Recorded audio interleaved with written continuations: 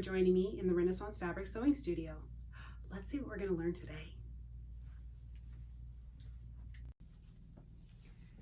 So what I want to show you today is how I made an 18th century apron out of a tablecloth that I found at a rummage sale. What first struck me about this tablecloth and when I saw it was the fact that it was a linen tablecloth, and you can see that here. And it's embroidered. It looks like home done embroidery. If we look at the back, it looks like somebody lovingly embroidered it with probably cotton thread or cotton floss. But I thought, you know, what a great color combination for 18th century. And also, I don't like doing embroidery. So I thought, well, it's pre-embroidered, and if I just kind of cut it down a little bit and then put some strings on it, it could be an apron for me. So that's what I decided to do. So after I washed it and got everything settled and ironed it nicely, the first thing I did was I cut off the top piece that had the blue squares that kind of fit in the corners, right? So if I were to take these out, and I thought about different ways to do it, but if I took these out, then all we would see in the apron itself is the embroidery down the side, the kind of features in the corners, and then embroidery, at the very bottom with the little medallions in the middle. So I thought that that would make a nice pretty apron for me. And what I did is I looked for inspiration on how to do it from one of my favorite sewing books, The American Duchess Guide to 18th Century Dressmaking, and I highly recommend it. So they had this nice 1740s apron in their book and instructions how to do it. So I thought I would go ahead and do that. The pattern that they say to do was actually wider and longer than the existing fabric I had. So I really didn't have a choice. I could have put an extension on it, but it would have looked a little funky. So I thought, well, I'll just work with what I have. So it's a little bit shorter and not quite as wide as their version.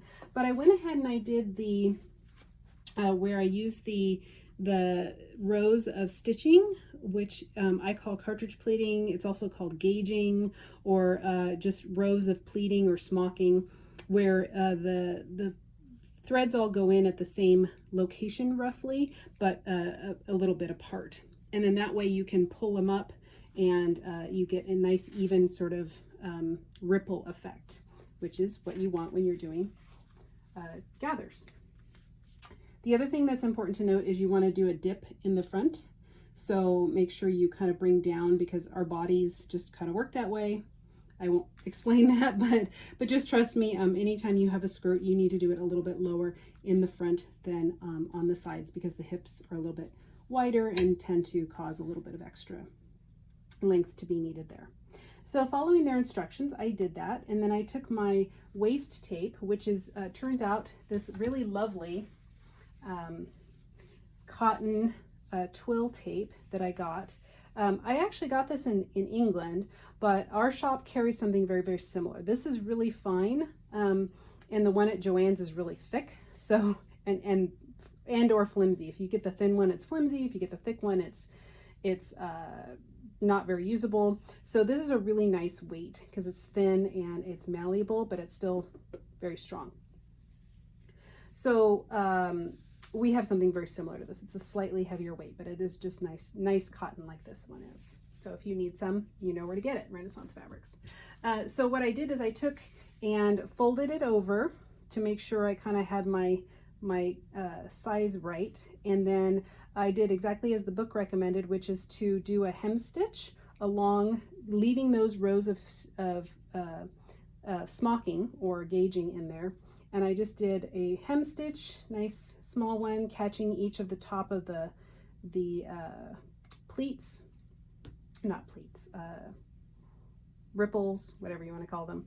And then folded it over and did the same on the other side. And then you just you do one little like tacking stitch or end stitch here just to keep it from kind of unraveling. And then you just have a nice wide flat ribbon. This is about 2.5 yards long, which probably is longer than I need, even though I'm not a skinny person. But you know, extra apron tries doesn't affect things that much. You can have a little bit longer. So it really didn't take that long, and now I have a beautiful pre-embroidered apron.